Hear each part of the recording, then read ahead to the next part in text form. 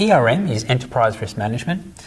Enterprise Risk Management is all about understanding the risks that the organisation is exposed to and managing those risks holistically across the business in line with the business's strategy and its appetite for risk. So that comes down to understanding the risks as it relates to the key outcomes of an organisation around profitability, solvency, liquidity, and reputation, for instance.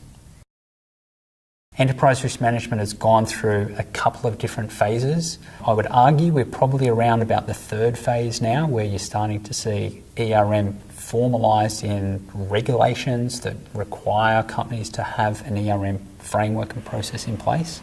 And that's all about not just quantifying risk, which was phase one, and it's not just about the risk-return trade-off, which was kind of ERM phase two, but ERM phase three is really embedding that throughout the organisation, so that a lot of the decisions that are being made throughout the organisation at different levels and at different business units have risk as an element in that decision-making process.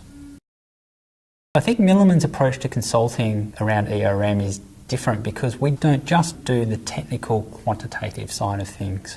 Where ERM starts to become difficult is when you're dealing with essentially complex systems that involve a number of moving parts, where people are involved and people can't necessarily be quantified or written down in an equation in terms of their behaviour. That's when Milliman's approach, based upon using different types of sciences to understand the nature of people, how they behave, the behavioural aspects and how they relate to key business decisions, and tying those in holistically with a view of the risk of the organisation as a whole, as well as within each of the individual risk silos, becomes really, really important.